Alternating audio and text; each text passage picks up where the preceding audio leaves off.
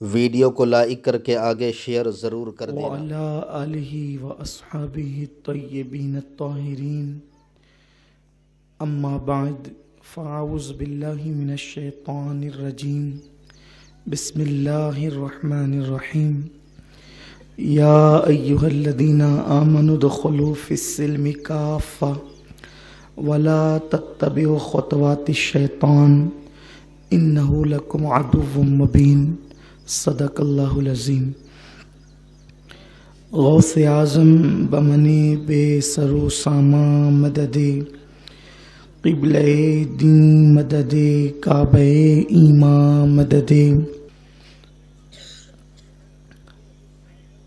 پیر طریقت صوفی ملت حضرت قبلہ صوفی غلام رسول قادری صاحب، جملہ اہلیان شہر، حاضرین محفل، السلام علیکم ورحمۃ اللہ وبرکاتہ۔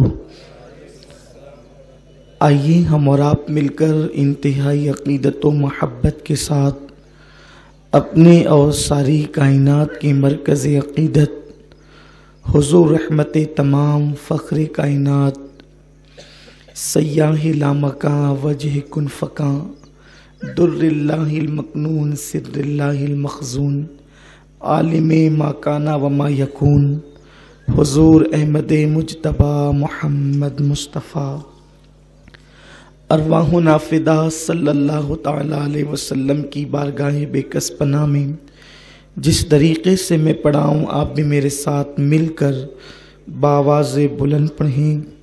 الصلاۃ والسلام علیک یا رسول اللہ، الصلاۃ والسلام علیک یا نبی اللہ، الصلاۃ والسلام علیک یا حبیب اللہ، وعلی آلک و اصحابک یا نور اللہ، صلی اللہ تعالی علیہ وسلم۔ سرور کہوں کہ مالک و مولا کہوں تجھے، باغ خلیل کا گل زیبا کہوں تجھے، حرمہ نصیب ہوں تجھے امید گہ کہوں، جانے مراد کانے تمنا کہوں تجھے، مجرم و اپنے عفو کا سامہ کروں شہا، یعنی شفیع روز جزا کا کہوں تجھے۔ اللہ تعالیٰ آپ سب کو اور تمام عالم اسلام کو عید سعید کی برکتوں سے مالا مال فرمائے۔ اس اللہ کا بے پناہ شکر اور احسان جس نے ہمیں ماہ رمضان شریف کی برکتوں کے بعد عید الفطر جیسا عظیم دن عطا فرمایا۔ اس دن کی برکتیں کیا کہنا۔ اللہ کے حبیب غیب داں نبی مصطفیٰ کریم رؤوف الرحیم صلی اللہ علیہ وآلہ وسلم نے ارشاد فرمایا کہ جب عید کی رات آتی ہے جس کو انعام کی رات لیلۃ الجائزہ کہتے ہیں، اللہ تعالیٰ فرشتوں سے پوچھتا، اے فرشتوں، جن مزدوروں نے اپنا کام مکمل کیا ان کو کیا ملنا چاہیے؟ فرشتے عرض کرتے، میرے اللہ، جب مزدور کام مکمل کر لے تو اس کو پوری مزدوری دینی چاہیے۔ اللہ ارشاد فرماتا ہے، میرے بندوں نے تراویح پڑھی، میرے بندوں نے عبادتیں کی، میرے بندوں نے نمازیں پڑھی، میرے بندوں نے روزے رکھے، جاؤ میں نے ان سب کو بخش دیا۔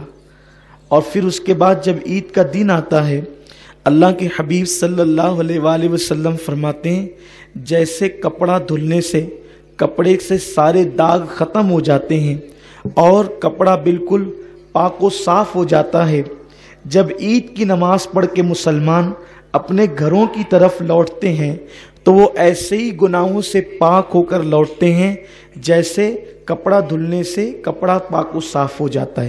یعنی مسلمانوں کے مومنوں کے دفتر میں ایک گناہ بھی باقی نہیں ہوتا اور اللہ ان کے سارے گناہوں کو معاف کر دیتا ہے۔ ان کی مغفرت اور انعام، اللہ فرماتا ہے، اللہ کا وعدہ ہے کہ عید کے اجتماع میں یعنی عید کی نماز میں میرے بندے مجھ سے جو مانگیں گے اس نماز عید کے بعد دعا میں میں ان کو ضرور عطا کروں گا، جو مانگ لے عطا کروں گا۔ آج کا دن اتنا مبارک دن ہے، لیکن آپ کو یہ بات معلوم ہے کہ جب رمضان شریف آتا ہے تو شیاطین کو اللہ تعالیٰ جہنم میں قید کر دیتا ہے، اور جب شیاطین جہنم میں قید ہو جاتے ہیں تو عید کے دن ان کو پھر سے آزادی مل جاتی ہے۔ رمضان شریف کا چاند جیسے ہی ختم ہو کر عید کا چاند نظر آتا ہے تو ان کو آزادی مل جاتی ہے، جہنم سے وہ کھل جاتے ہیں، اور عید کی صبح کو وہ شیطانوں کا جو سب سے بڑا سردار ہوتا ہے وہ اپنے سر پہ خاک ڈالتا ہے۔ اس کے شاگرد اس سے کہتے ہیں آقا تو اتنا پریشان کیوں ہے؟ تو وہ کہتا ہے آج ابن آدم کو اللہ نے بخش دیا، سب کو معاف کر دیا، اللہ نے سب کو مغفرت کا پروانہ عطا کر دیا، نجات کا پروانہ عطا کر دیا۔ تو اس کے شاگرد کہتے ہیں تو روتا کیوں ہے؟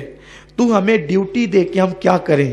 تو وہ کہتا ہے مہینے بھر عبادت کر کے جتنا مسلمانوں نے ثواب نہیں کمایا اس سے زیادہ ایک دن کے اندر ان سے پاپ کرواؤ، اس سے زیادہ ایک دن کے اندر ان سے گناہ کرواؤ۔ لے جاؤ کسی کو زنا کے اڈے پر، لے جاؤ کسی کو شراب کے اڈے پر، لے جاؤ کسی کو جوئے کے اڈے پر، لے جاؤ کسی کو برائی کے اڈے پر، مہینے بھر تک کے یہ جتنے گناہوں سے محفوظ رہے ان سب کو جو ہے ایک دن کے اندر اتنے گناہ کرواؤ کہ اللہ پاک پھر سے ان سے ناراض ہو جائے۔ میرے پیارے آقا علیہ السلام کے پیارے دیوانوں، یہ فرمان کس کا ہے؟ یہ حدیث رسول پاک صلی اللہ علیہ وسلم کی ہے، اور حضور علیہ السلام نے اپنی حدیث میں شیطان کی یہ ساری کارکردگی کو بیان فرمایا۔ اب میں آپ سے پوچھنا چاہتا ہوں، میری قوم جس نے رمضان شریف کے روزے رکھے، جو فلموں سے بچے رہے، جو داڑیاں منڈانے سے بچے رہے، جو زنا کے اڈوں پر جانے سے بچے رہے، جو شراب کے اڈوں پر جانے سے بچے رہے، اب ان کا پلان کیا ہوگا؟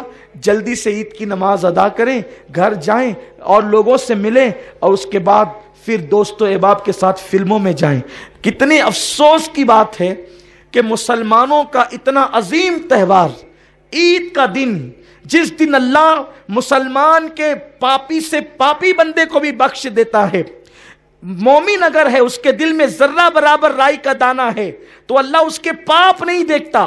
عید کے مبارک دن کے صدقے اللہ اس کے سارے جرائم کو بخش دیتا ہے، لیکن جس بندے کو خدا نے اپنی رحمت سے بخش دیا اس بندے کا حال کیا ہے؟ اب وہ فلم میں جانے کا پلان کر رہا ہے، اور مسلمانوں کے تہوار پر باضابطہ طور پر فلم خانوں پہ بورڈ لگتے ہیں کہ یہ ہاؤس فل ہو گیا ہے، اب یہاں بیٹھنے کی جگہ نہیں۔ میں صرف آپ سے اتنا پوچھنا چاہتا ہوں، کیا کبھی عیسائیوں کے تہوار پر بھی فلم خانے ہاؤس فل ہوتے ہیں؟ کیا کبھی کافروں کے تہوار پر بھی فلم خانے ہاؤس فل ہوتے ہیں؟ مسلمانوں تمہیں شرم آنی چاہیے کہ جس مذہب کے رسول نے آنکھوں سے بد نظری کرنے پر فرمایا کہ جو لوگ نگاہوں سے بد نظری کریں گے، اللہ نے جن چیزوں کو دیکھنے سے منع کیا ہے ان محرمات کو اگر وہ اپنی آنکھوں سے دیکھیں گے، مرتے وقت پہلے ان کا ایمان چھینا جائے گا، اس کے بعد ان کو موت آئے گی۔ حیرت ہے وہ قومیں، وہ لوگ جن کے یہاں رسول کی آمد کا کوئی تصور نہیں، حیرت ہے جن کے یہاں قرآن جیسی کتاب نہیں، ان قوموں کے تہوار پر فلم خانے ہاؤس فل نہیں ہوتے، ان قوموں کے تہوار پر زنا کے اڈوں پر پہرے نہیں بٹھائے جاتے، اور مسلمانوں حیرت ہے۔ اور پھر کیا وقت آ گیا ہے، ہمارے نوجوان ایسے نکلیں گے گناہوں کی طرف۔ عید کا دن ہے، نہ سیر و تفریح کے لیے کوئی ممانعت ہے، نہ خوشی کے لیے کوئی ممانعت ہے، لیکن مسلمانوں ہم خوشی کریں، ناجائز کام نہ کریں، اس لیے کہ تم پر ایسی آفتیں، ایسی بلائیں ٹوٹ پڑی ہے کہ اگر تم اس سے نپٹنا بھی چاہو تو نہیں نپٹ سکتے۔ میرا اللہ فرماتا ہے وَمَا أَصْحَابَكُم مِّن مُّصِيبَةٍ فَبِمَا كَسَبَتْ أَيْدِيكُم، کہ تم پر جو بھی مشکلیں اور مصیبتیں آتی ہیں وہ تمہارے ہاتھ کی کمائی ہے۔ ہمارا حال یہ ہے جب تک کہ کمائے ہوئے پورا پیسہ میری قوم کا نوجوان ختم نہیں کر دیتا اس وقت تک وہ ڈیوٹی پر نہیں جاتا، اور گناہوں کے اڈوں کو آباد کرتا رہتا ہے۔ خدارا اپنے بچوں کے مستقبل کی فکر کرو، اپنے آپ کی فکر کرو، اپنی اولاد کی فکر کرو۔ آپ بتائیں اگر اس طریقے سے فضول خرچی تم کرتے رہے تو تم اپنے بچوں کی تعلیم پر کب توجہ دو گے؟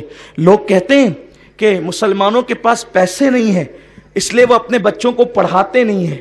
اپنے بچوں کو نہیں پڑھاتے ہو، تمہارے بچے جاہل اور گوار رہتے ہیں تو غربت تمہارے گھر سے نہیں نکلتی۔ اگر ایک شخص اپنے بچے کو پڑھائے، اس کو تعلیم حاصل کروائے، تو میں آپ کو یہ کہنا چاہتا ہوں 10 سال اگر ایک بندہ محنت کرے اپنے بچے کو پڑھانے پر، انشاءاللہ 10 سال کے بعد اس کی غربت کا خاتمہ ہو جائے گا۔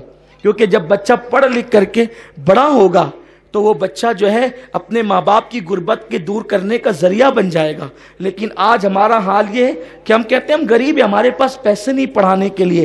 جس قوم کے پاس پڑھانے کے لیے پیسے نہیں ہیں، وہ قوم کا کروڑوں روپیہ تو فلم خانوں میں جا رہا ہے، اس قوم کا کروڑوں روپیہ تو زنا کے اڈوں پہ جا رہا ہے، اس قوم کا کروڑوں روپیہ تو گناہوں کے اڈوں پہ جا رہا ہے، اس قوم کا کروڑوں روپیہ تو شراب کے اوپر خرچ ہو رہا ہے۔ آپ کیسے کہتے ہیں ہمارے پاس پیسے نہیں ہیں؟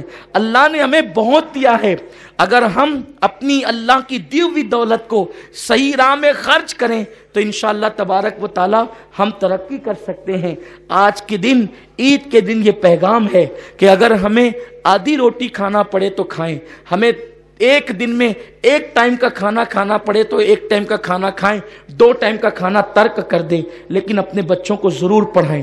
خاص طور پہ اسکول کالجز اپنے بچوں کو پڑھا کر کے اپنے بچوں کو آگے بڑھائیں۔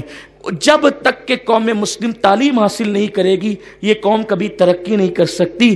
ہندوستان کی سرزمین پر اسلام دشمن عناصر نے یہ منصوبہ بنا لیا ہے، ان کو جاہل رکھو، جاہل رکھیں گے تو یہ غریب رہیں گے، اور جب غریب رہیں گے تو یہی بیت الخلا صاف کریں گے۔ وہ قوم جس نے اس ملک میں 1000 سال تک حکومت کی ہے، اب اس قوم سے بیت الخلا صاف کروانے کا منصوبہ ہے۔ اور کیوں؟ تاکہ تم کو جاہل رکھا جائے، ان پڑھ رکھا جائے۔ خدا کے لیے اپنے شوق پہ کنٹرول کرو، خدا کے لیے فضول خرچی پہ کنٹرول کرو، اپنے بچوں کو پڑھانے کا عزم کرو۔